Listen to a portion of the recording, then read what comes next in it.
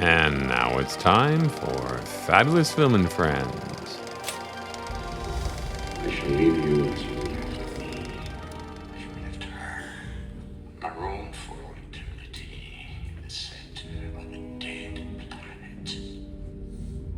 Very alive.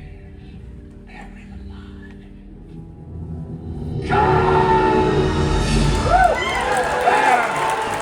This week on Fabulous Film and Friends, I'm going to do something a little different, and I'm simply going to give my thoughts on the screening I attended of Star Trek II, The Wrath of Khan, with William Shatner live doing a Q&A. The screening I was eagerly looking forward to because A, The Wrath of Khan is one of my favorite movies of all time, and B, William Shatner is one of my favorite actors of all time because I love Star Trek. My name is Gino Caputi. I'm the host of Fabulous Film and Friends. Typically I have guests, but nobody was in attendance at this screening that I know except for my wife and a couple others, but that was after the fact. And I wanted to give a little sort of capsule review of what it was like to see the movie in the theater again and to see William Shatner. I first saw The Wrath of Khan in 1982, a week after it opened nationwide on June 4th of that year. The film was directed by Nicholas Meyer and starred Shatner, of course, Leonard Nimoy as Mr. Spock, DeForest Kelley as Dr. McCoy, James Doohan as Scotty, Walter Koenig as Chekhov, George Takei as Sulu, Nichelle Nichols as Uhura, Kirstie Alley as Lieutenant Savick, Bibi Besh as Dr. Carol Marcus, Merritt Buttrick as Dr. David Marcus, Paul Winfield as Captain Terrell, and of course Ricardo Montalban starring as Khan. The film was eagerly awaited and anticipated by Star Trek fans, but I was only a semi-passing fan at that time, and I wasn't even aware the film was going to come out. But let me back up. Like most kids who grew up in the 70s, I was a Star Trek fan because Star Trek was omnipresent. Well, I didn't experience the original run, but I experienced the first syndication run when it just went crazy in like 1973, 74. I was 3 years old and I was aware of Star Trek. And I can remember being 3 years old and going to Value Giant in San Francisco and seeing the Mr. Spock model where he's shooting a three-headed snake with a phaser. And I remember seeing that box and seeing the Enterprise up in the distance and being captivated, just being absolutely like completely mesmerized by the whole image. And then Green Apple Books, my parents used to go there and I used to just stare at the Star Trek covers. It just screamed out to me like sirens. So the design of the ship spoke to me as soon as I could learn to draw. Like at age 3.5, 4, I was trying to draw the Starship Enterprise. I was copying pictures of it, whatever I could see it. The phasers, the communicators, the transporter, the women, Kirk, Spock, it all seemed very appealing. The colors, it all, although we had a black and white TV, but just the colors on the books, it all just seemed very vibrant and very interesting to me, and I got into it, even though I didn't understand it as a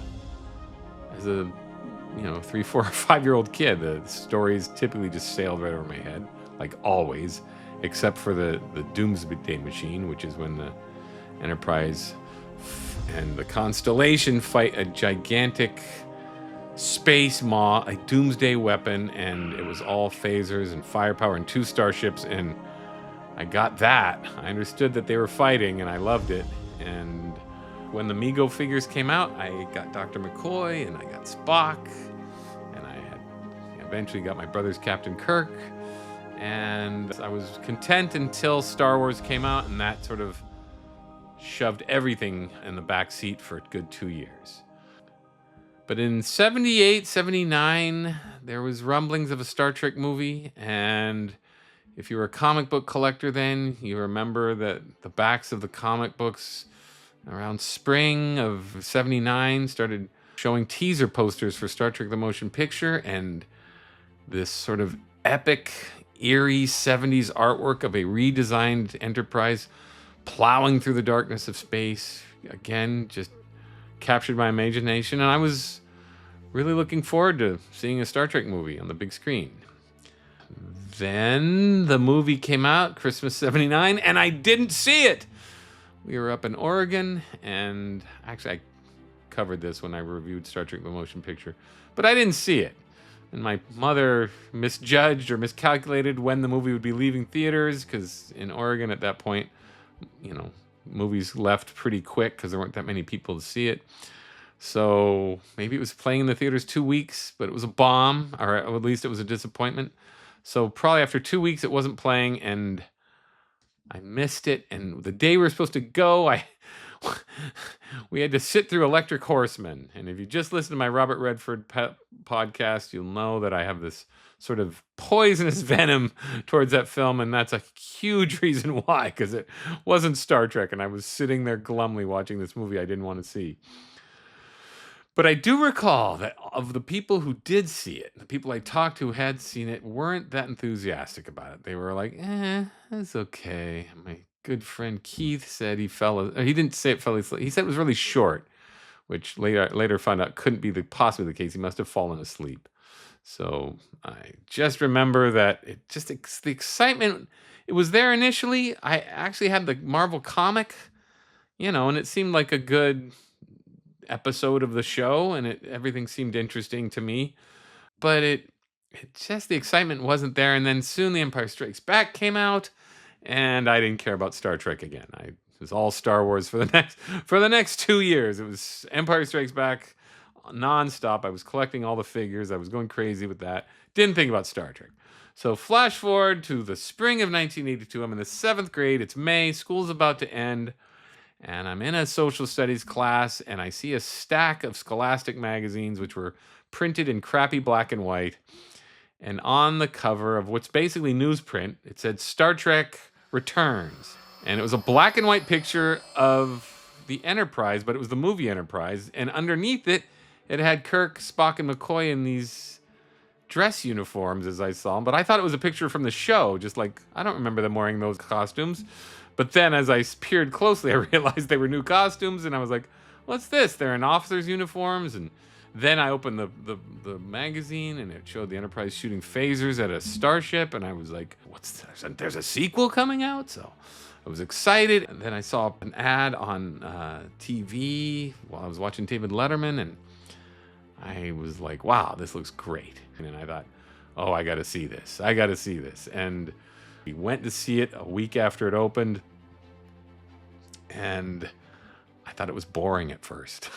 We were watching it, and there's no music, and the first scene in the simulator room I just was confused. I just didn't get into it at first. For the first half hour, 45 minutes, I was restless and thinking I didn't like it. And then slowly, pretty much after they get attacked by Khan, and then, the battle in the Mutara Nebula, the film sort of worked itself out of its rut, and then it just became awesome to me. I mean, I did like the effects from the get-go, just because I hadn't seen Star Trek The Motion Picture, so all the sort of cannibalized effects from the first film were used, and I just thought the special effects were really cool, especially just seeing the Enterprise so big like that was just awesome. So I ultimately came out of the theater really liking it, and then I went and bought the novelization. I learned all about it. And it was from that point forward, after I saw Star Trek II, that I kind of dropped being a Star Wars fan and resumed being officially and spiritually a Trekkie. So before I get into the screening itself, I just want to take a moment to give the synopsis to somebody who may not know what we're talking about. That person who lives under a freaking rock. But anyway, here's the synopsis. Admiral James T. Kirk and most of his former command crew, Spock, McCoy, Scotty, Sulu, and Uhura, take the Enterprise out of space dock for a training mission manned by cadets and overseen by the fiery half-Romulan, half-Vulcan Lieutenant Saavik. Meanwhile, Commander Pavel Chekhov, serving aboard the starship USS Reliant under the command of Captain Clark Terrell, is searching for a lifeless planet on which to test the Genesis torpedo, a device created by Kirk's former lover Carol Marcus and their son David, which can theoretically create life from lifelessness. In their search, Chekhov and Terrell discover they've mistaken the barren dead world CT Alpha 5 for CT Alpha 6, and they are captured by Khan Noonien Singh, a genetically engineered Superman from the year 1996 who was set out into space as punishment for his despotic crimes and ended up on this planet. Now let me pause to quickly explain that the movie Wrath of Khan is a sequel to the original series episode Space Seed, in which Captain Kirk and Spock and company encounter the Botany Bay adrift in space. It's a sleeper ship in which Khan and his followers have been shot into space for their crimes. After Khan and his followers are awakened, they try to kill Kirk and take over the ship, and they're aided by Lieutenant Marla McGivers, who is a Starfleet historian and has fallen in love with Khan. At the end of the episode, Khan and Lieutenant McGivers are beamed down to CT Alpha 5 where they can start a new life, much the same way the prisoners on the HMS Sirius were settled in the Botany Bay colony in Australia. So that's the point of that episode. It's Space Seed, exactly. So in Star Trek II, it picks up where CT Alpha 6 has exploded and laid waste to CT Alpha 5 and stranded Khan, who has lost several of his followers, as well as his wife, to the eels on the planet. And he's bitter and vengeful and ready to kill Admiral Kirk. The Khan implants the mind-controlling eels in Chekhov and Terrell's ears, makes them susceptible to suggestion. He finds all about the Project Genesis torpedo, hijacks the USS Reliant, which, it occurs to me, that's a movie in and itself. It's just how the Reliant crew just got completely hoodwinked into beaming the entire crew. Let's say the Starship Reliant's smaller than the Enterprise. The entire crew, let's say it's 200 people, got beamed down to this planet. I mean, there should have been some sort of fight. So anyway, he hijacks the Reliant and launches his campaign of revenge against Kirk. A duel of wits unfolds between the experienced Admiral Kirk and the vengeful Khan, and they can only do one thing, and that is battle to the death. So my thoughts on seeing it in the theater again for the first time since 1982. Well, first of all, let me back up and just give you my first impressions of just the event itself. Everybody was old. I know. I see my hair. I'm old. So I expected teenagers in Starfleet uniforms. I think there was one person or two people who dressed up, but everybody else was too old and too tired. So right off the bat, I was like, uh-oh, is this going to be like this really subdued, sleepy crowd? But fortunately, they weren't. They were game. The audience cheered at all the places. The opening credits, they were cheering. The people, the actors and crew who got the most cheers from the credits were Shatner, of course, since he was there, Leonard Nimoy, DeForest Kelley, and Gene Roddenberry. I myself cheered for James Horner. He certainly was a huge contributor to this movie and Star Trek III.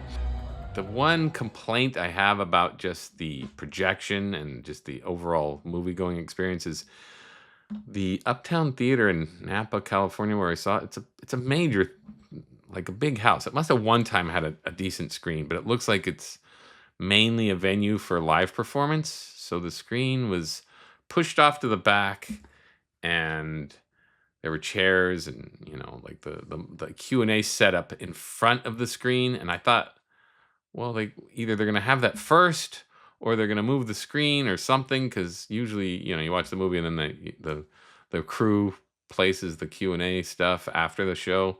But no, it was just sitting there, and the screen was pushed back, and it wasn't that big a screen to begin with, so it didn't look that great. I mean, it's not like it didn't look great. It looked great, but it was small, at least for me, and with my regular, general admission seating. The other gripe is I, for some reason, imagined that I was going to be watching a 35 millimeter print. I was actually hopeful that it would be the original print that had the title as Star Trek: The Wrath of Khan.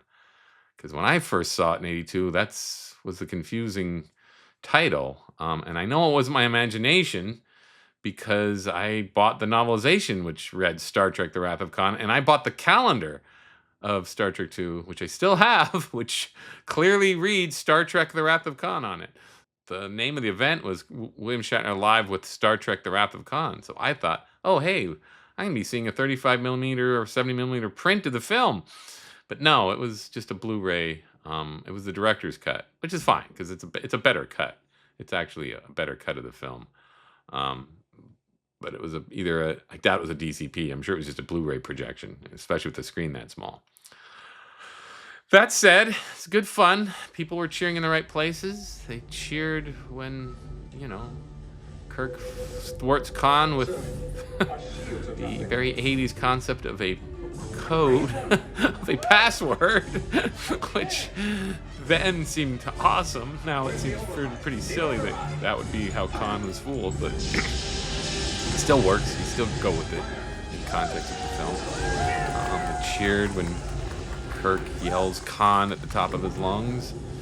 They laughed and cheered when Savick says to Spock, "You lied," and Spock says, "I exaggerated." And all the moments, all the big moments of the film were still big, and it was exciting to see it again with a reactive audience.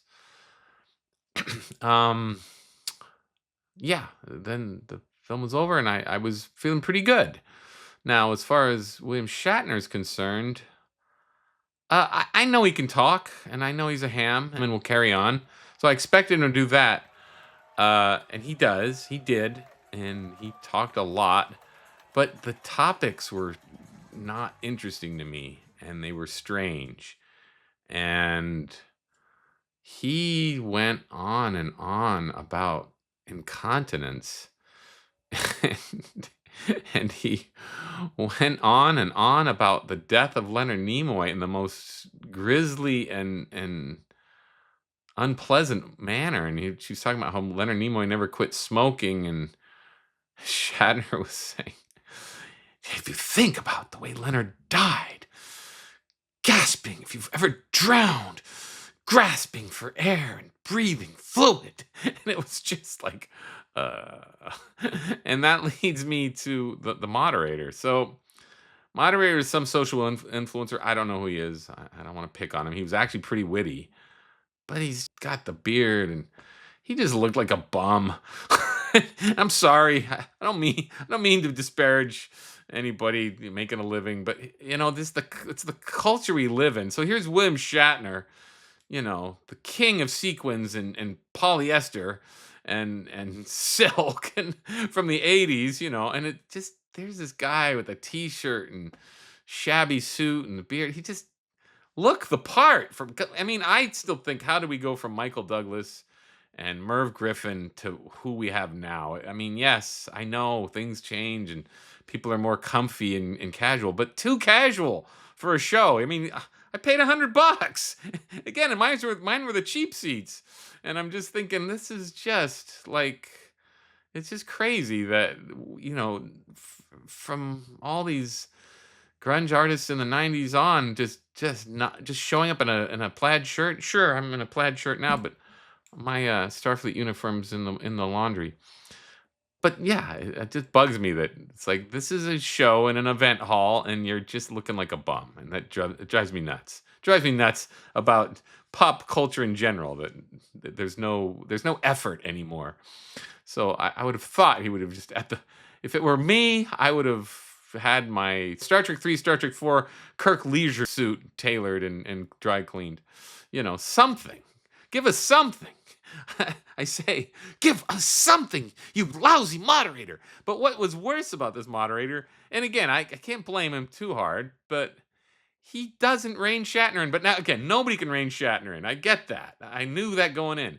But the questions were inane. And so the VIPs, who I guess paid $200 for a ticket, got to ask questions. And they're all probably just corporate goobers who ask things like boxers or briefs. And then which launched into Shatner's second monologue about incontinence, to the point where he's asking how many audience members have ever peed themselves. And I'm like, oh my God, this is just the worst. Then they were asking about dogs and horses and like all the things I don't effing care about. Like, I just want to hear about the movie. Like, how was it to make the movie? What do you think of James Horner? What are the things that he liked about the movie? What are his thoughts on the movie? Why does it endure? Like, I would have been much more interested in that. And it was just the worst Q&A, and it was endless. And so my wife, who's not a Star Trek fan, of course, was kind of, can we go yet? Can we go? Because this is boring. Can we go? And I ordinarily I'd be pissed, but I couldn't blame her. I was like, yeah, I gotta admit, this is kind of boring. I don't care about his dogs or his horses. And so one person asked about Twilight Zone. God bless him, and that was a pretty decent story. But on the plus side of Shatner is he is 94 and he still carried on like he was, as young as ever. He's bending down, popping up, telling stories. He's very animated. So hats off to him there. He seems like he will easily make it to 100 at this rate.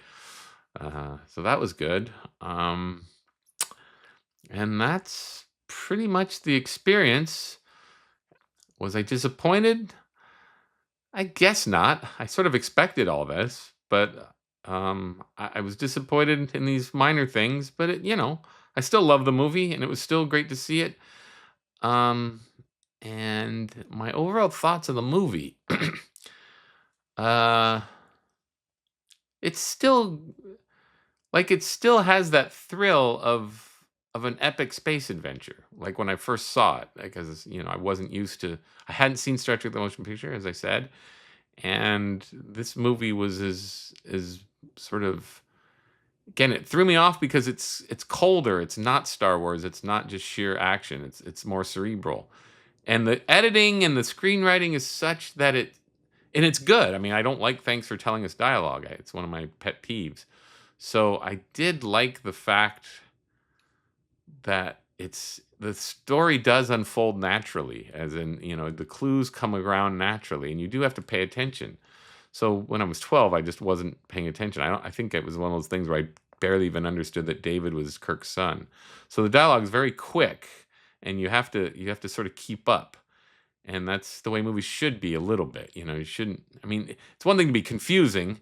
It's another thing to tell a story through,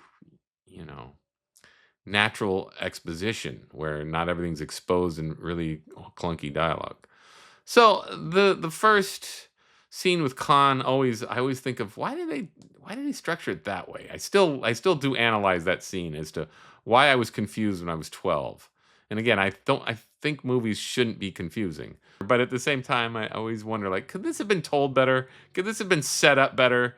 It certainly could have been set up that they were looking, or at least acknowledging Khan, and that they hadn't checked in on him in a while. I mean, there could have been all sorts of things where they could have, like, they just didn't, they didn't care, and that's fine. I mean, the movie's a movie. But again, I love the film. All right, so beyond that, the ships look good, the music sound great. The one thing about a big venue is all the sound effects were great, and the film feels big, even though it was a small budget. But it takes place on 2 sets, basically, the Reliant and the Enterprise, and 3 sets if you count regular one. So there's not a whole lot of sets, so they didn't have a lot of expense there, and they didn't pay everybody much, and it's all on the back end and all that. And anyway, it's a good, tight science fiction film. It feels like like its own thing. It doesn't feel too, even though it's a sequel to the Space Seed, it still feels like its own movie in its own universe. And I'd say Star Trek 3, Star Trek 4, they start relying on the pop culture phenomenon, and they start playing off of. I mean, Star Trek 3 I like a lot, but it has a very weak story, and it's a very shoddy looking film, despite the cool effects. The sets, it's all just sort of sloppy. Leonard Nimoy doesn't quite know what he's doing yet. Star Trek 4 starts playing on what we know of the characters, and that becomes a problem for the next 4 films. So once they start acknowledging that people like to laugh at the characters, and they're all like old friends, then they just start leaning on it. Where Star Trek 2 is still leaning on the fact that it's a science fiction adventure, And it still feels like that. And it still feels a little sterile. It feels like the bridge between Star Trek the Motion Picture and the rest of the films. So it still feels like it's taking itself seriously as cinema. And I think the rest of the films don't. The rest of the films just sort of rely on the characters, which is why I think Star Trek V was released in such a shabby state, because they figured, well, the fans, they just love the people. And it's true. That's true. That is the secret ingredient, which Star Trek 2 starts to lean towards, but not completely. So that's what makes it like an interesting watch. It's still kind of its own thing, and that's what I appreciated about it. And I noticed it this time. I said, this movie still is its own thing. It's not a direct sequel of Star Trek 2 or Star Trek 1, and it's not set. It doesn't think it's setting up a continued universe or a continued story. It's really set out to be its own movie, which is refreshing now. So, and at that, I'm going to leave you. That's all I have to say. There's no other insights I have, but that was the experience. And was it worth it? Sure. I've always wanted to see William Shatner live. It's not like I got to meet him, but it was interesting to see him in person, see how he is. And again, he's a big old theater dork. Oh, that's what I got. Like, yeah, Hamley doing his one-man show, and moderator be damned. But I'd be moderator be damned. I'd be like, who's this? Anyway, all right. Warp ahead. Talk to you on the next one. Thank you for listening to Fabulous Film and Friends. Copyright 2025, a Bel Air Films production.